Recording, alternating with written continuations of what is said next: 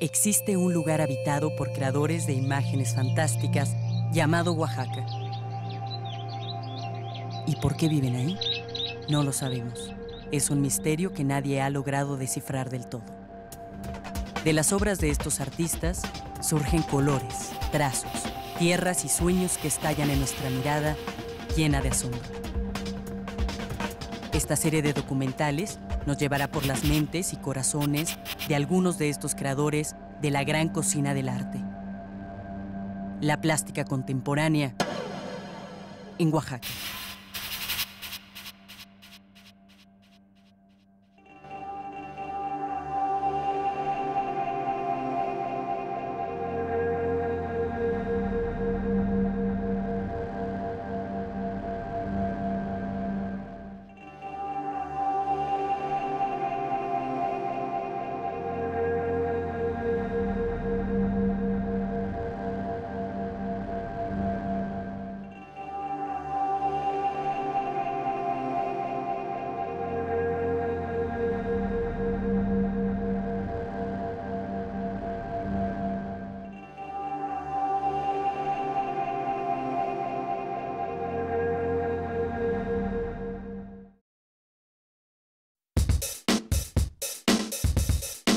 Damas, caballeros, respetable público, lucharán de 2 a 3 caídas sin límite de tiempo en una esquina, haciendo de la rudeza una grandeza, con 78 kilos, 650 gramos. El orgullo chilango del Distrito Federal, Demián Flores Cortés. La esquina opuesta, el gladiador que busca hacer de la técnica luchística un arte, con 78 kilos, 650 gramos, originario de Juchitán, Oaxaca, Demián Flores Cortés.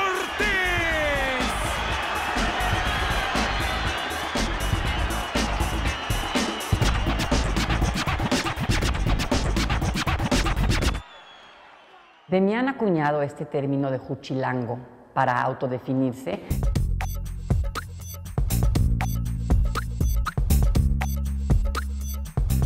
Y creo que es un término realmente preciso, porque tiene que ver con esa hibridez que él mismo ha manifestado, que es parte de su formación y que es, a fin de cuentas, lo que hace su arte. Juchilango, Juchitán y Chilango.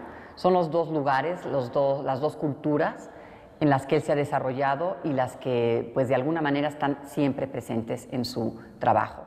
Conocí a Demián como 6 meses antes de su primera exposición individual.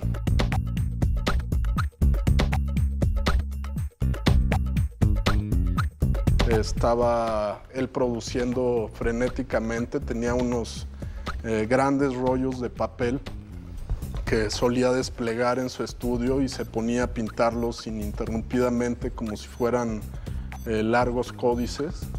Y era para él casi como un ejercicio únicamente para soltar la mano, pero ya se veía ahí un estilo muy definido, en ese entonces totalmente expresionista, en el cual, pues bueno, él descargaba todas sus ideas, sus emociones, sus sueños, sus conceptos en torno a su situación como personaje dual. Un chico que tiene que vivir temporadas largas en Juchitán y temporadas largas en la Ciudad de México.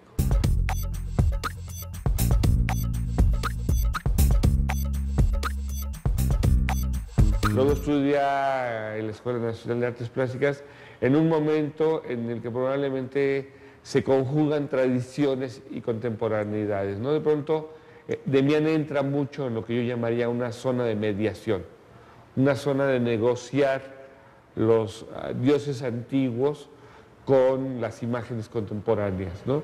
En un principio, cuando yo ingresé a la escuela, mi trabajo tenía como una referencia mucho más directa a la cultura ismeña, y yo creo que tenía que ver con ese querer reafirmar mi identidad, ¿no? Y y pues me lancé a tratar de recuperar como mi pasado. Es obvio que se alimenta de los elementos juchitecas de su familia, pero su obra se alimenta hacia afuera.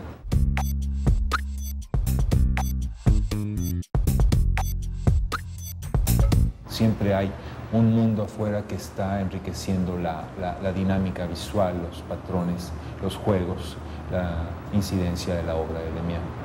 Y Demián utiliza esta superposición de referentes, ya sea haciendo collage propiamente dicho, o ya sea superponiendo imágenes propias, ¿no? Como te decía, desde la primera serie, Palimpsesto era una reflexión sobre esta superposición de culturas, de estilos y de lenguajes, ¿no? Es de los pocos artistas mexicanos que están pintando.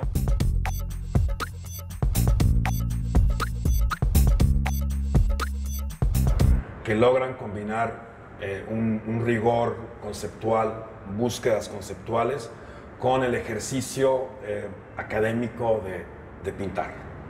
Y al momento de que yo volteé y vi a esa Ciudad de México, pues mi trabajo cambió inmediatamente. Y entonces esa parte como ismeña que yo venía trabajando se empezó a mezclar, ¿no? Y a sobreponer en esa otra capa que era la Ciudad de México. Y de hecho, pues en ese tiempo, pues yo trabajaba mucho a partir de la idea del palimpsesto, ¿no? Esta idea de la superposición, y que finalmente tiene que ver con el México actual, ¿no? Que es una sobreimposición de realidades, ¿no? Distintas, y que tiene también que ver con mi vida, que es también una sobreimposición de por lo menos dos realidades, ¿no? Que es la juchiteca y la citadina. Para él creo que la pintura no es solo una forma de expresión, sino que es una forma de pensar. Entonces, en ese sentido, hablo yo de una pintura conceptual, de que lo ve como una propuesta de un ideario, de una forma de pensar, digamos, versus una forma de representar. Pues yo he tenido la oportunidad de participar de alguna manera en varios proyectos de Demián, comenzando por Sedimentos, que fue su primera exposición aquí en México, en la Casa Lam, y la primera exposición en la que él realmente da el brinco de la gráfica a la pintura.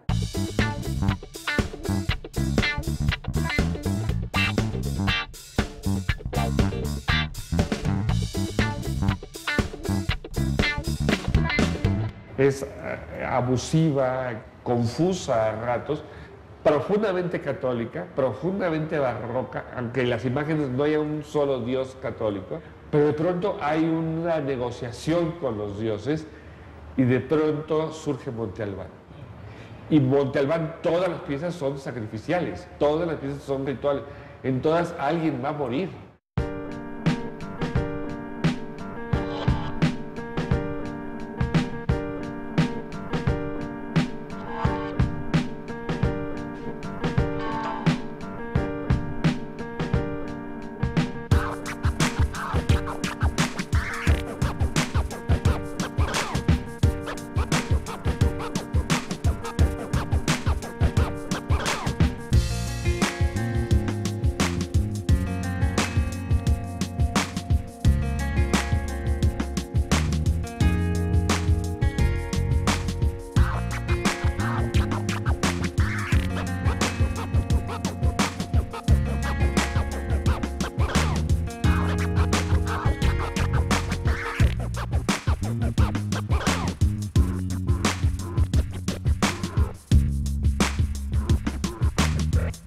Tuve el privilegio de ir con Demián al cumpleaños 90 de su abuela. Pues es un personaje que para él es fundamental. Tenía la papelería más importante de Juchitán. Entonces, para Demián fue muy importante todos esos cuadernos, papeles, crayolas, materiales que descubrió desde muy chico en este lugar, que además manejaban una iconografía de marcas y de cosas que también a Demián lo formaron visualmente, ¿no? Que formaban parte de nuestra tradición visual, pero que no tomamos en cuenta porque casi siempre creemos que nuestra tradición visual son los cuadros de los grandes artistas, ¿no? Los muralistas, la ruptura, y no es cierto, ¿no? O sea, hay toda esta cultura visual subterránea que por lo general es mucho más fuerte que la de la alta cultura porque está en todos lados, porque es la cotidiana. Él sabe reconocer, sabe ver dentro de todo ese collage que se arma, todos los momentos y distintas tensiones, ¿no? De que puede hablar desde el espectáculo infantil, la lucha libre, el béisbol, el anuncio de los tacos, forma una dinámica que da una sensibilidad distinta, ¿no? Es como un retrato emocional del entorno. O sea, no trata de crear este mundo de realismo fantástico, sino por el contrario, o sea, se mete a investigar una tradición, lee, dialoga con la gente que le puede dar herramientas conceptuales y sobre todo creo que el trabajo de Demián se acerca más a un ámbito del arte pop que es poco conocido a nivel internacional, que es el pop español, porque tiene más una carga de reflexión histórica y tiene más una carga de reflexión ideológica que carecía el pop norteamericano e incluso el primer pop europeo y canadiense, ¿no? Hay una búsqueda, como he dicho, de encontrar, descubrir y manifestar íconos que tienen un valor que se va transformando, se va validando, se va inventando de distintos modos, ¿no? Es como el ícono de Betty Boop, que fue tomado por la compañía refresquera, igual que el pato Donald, que se convirtieron en el pato Pascual. Y eso es lo que toma Demián, ¿no? Ese gesto, ese signo transformado para presentarlo como algo que está a mitad de camino entre el anuncio y el ejercicio artístico. Él se pone a realizar cada vez obras más planas, cada vez obras con referentes ya sea de la publicidad callejera, pero siempre la publicidad que tiene un referente, las marcas nacionales, las marcas más populares en México, de la decoración de los carritos de paletas, de los muebles de refrescos en las viejas misceláneas que todavía hay en los pueblos, en fin, de cómo decorar los camiones, en fin, todo eso es algo que él se apropia, otra vez te digo, para hablar de esta ambivalencia, de su propia personalidad dual, urbana, con raigambre rural, indígena, pero totalmente de cultura mestiza.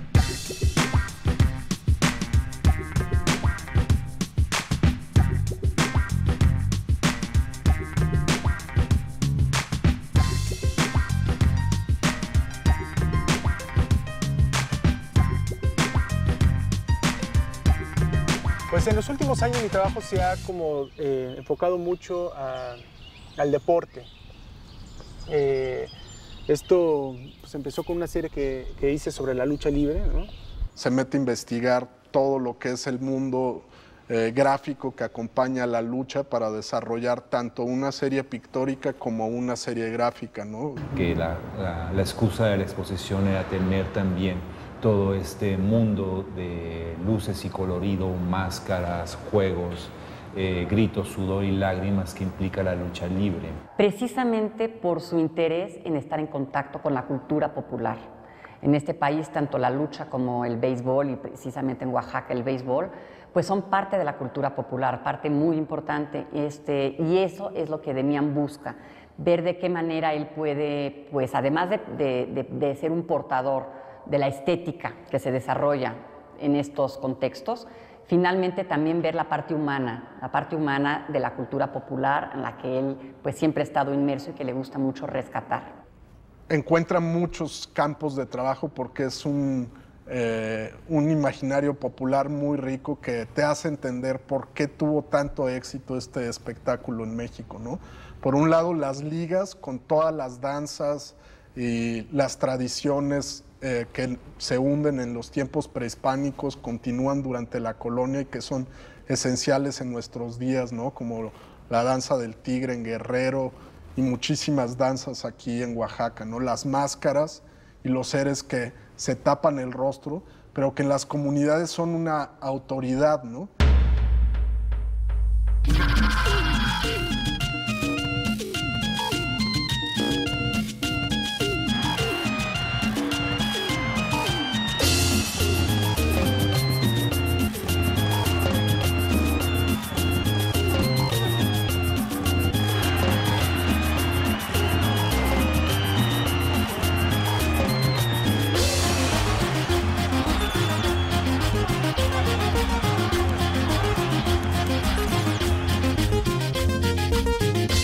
Realicé otro bloque de trabajo sobre el béisbol y eso tiene que ver con el deporte también como una forma de construcción de identidades. Yo creo que en el deporte se confluyen y se crean identidades que tienen que ver con la sociedad, ¿no?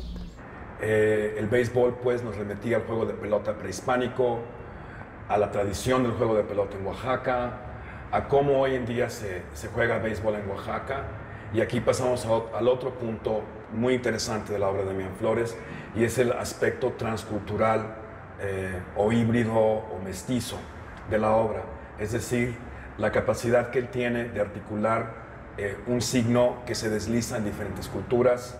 Toda la serie de béisbol tiene un doble juego al mismo tiempo, ¿no? Por ejemplo, el bat, un instrumento de ataque y de defensa, que es el bat con el que se empuja la bola para provocar las carreras, las retransforma en objetos rituales, bastones de mando, bastones escultóricos, una resignificación del uso del bat, ¿no? En nuevos objetos. Pero luego también tiene todas estas bolas que hacen nuevas pirámides, ¿no? Todas estas coloserios patrios. Pero siento que en cambio hubo un ingrediente que casi Damián no había manejado en otras series, que fue el humor.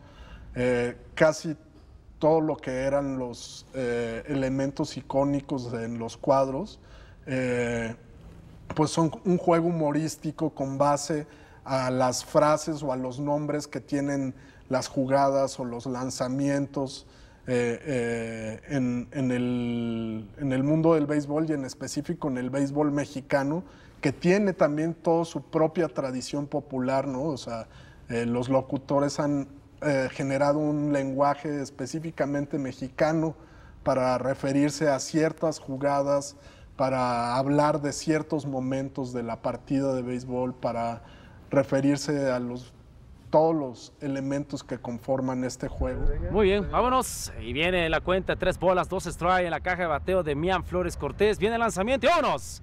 Bye, señor Flores Cortés, punche tirándole. Y tenemos el lado número 3 y termina la parte alta de la primera entrada.